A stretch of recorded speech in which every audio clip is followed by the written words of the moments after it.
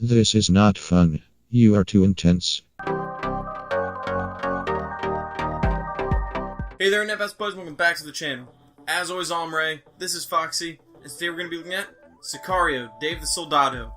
I did finally just get around to watching the first Sicario, which is why I never did a review for it, and I absolutely loved the movie. I thought it was fantastic. So, where are you going? Oh, you just snuggle in there. And seeing the trailer for the second one, I was also really excited to see where they took the story. While I have it here at the beginning of the video, definitely go down and subscribe so you can stay up to date with all the content that I do put out. And also let me know in the comment section down here if you were looking forward to Sicario 2, and if you liked the first one.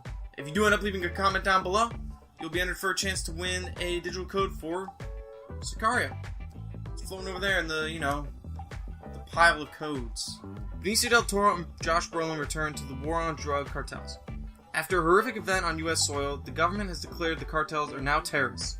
This allows Brolin's Graver and del Toro's Alejandro a lot more freedom with their actions as they attempt to instigate a war between the cartel factions in Mexico.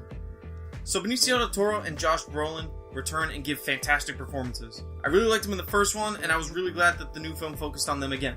I like that these characters, as well as their team, are the soldiers that do pretty much the dirty work, the stuff that nobody else really wants to do in order to get the job done. And hey, they even brought back Jeffrey Donovan. Oh, stop. And hey, they even brought back Jeffrey Donovan. I love Burn Notice, so I like seeing him and stuff. I thought that the movie was shot incredibly, and I really like the action scenes as well as the vehicle in motion scenes. A good example would be, I absolutely love, in the first movie and in this one as well, whenever they're trying to cross the border into Mexico, they just have all the cars just kind of line up in a formation, just the way they're shot and angled, I think is great. I don't know why I like those scenes, but they're so cool. There's also the scene later in the movie where the soldiers are cornering the cartel members with helicopters. That was awesome. So the film's really intense and brutal and has an extremely unnerving opening. Similar, I thought, to the opening of the first film, but not as intense because when I saw the first one, I wasn't knowing what I was getting into. With this movie, I knew what I was getting into. In fact, I will say that overall, the movie is great, but it's not as good as the first movie. There is a really interesting theme going on throughout the movie with the main characters as well as the side story like they did in the first movie, with this one centering on how children are affected by these sort of cartel wars. So unlike the first movie, where are you going? You better stay up here. Alright, bye.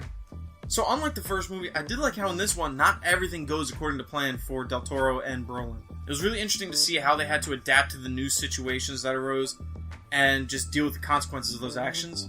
I liked that a lot. I also really like that, much like the first film, they do like a B story with a character that seems completely unrelated. Which in the first one it was the police officer, which did not come into play until the very end.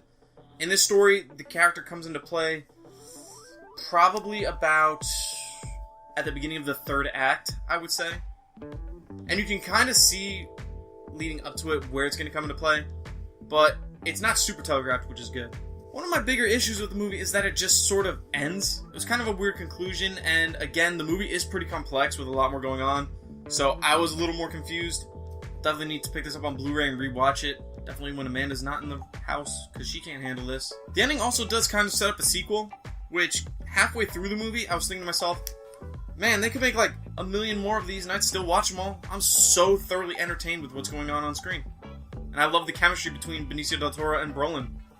So yeah, give me a million more of these, I'll watch them. So I think the reason that I loved the first film so much was because I didn't know what to expect.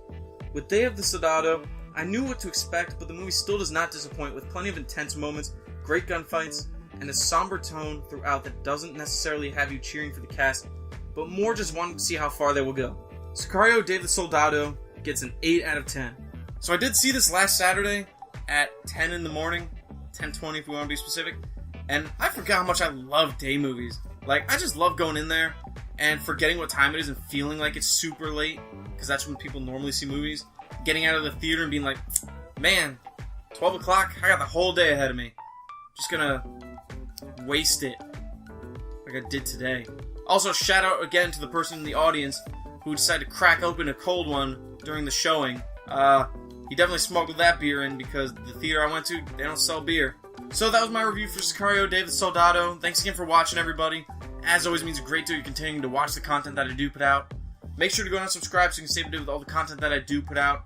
Like the video, share with a movie-loving friend, And also make sure to leave a comment if you are interested in the Sicario series at all for a chance to win the digital code for the first movie. Thanks again for watching, everybody. See ya. Foxy's abandoned us, so she will not be saying goodbye.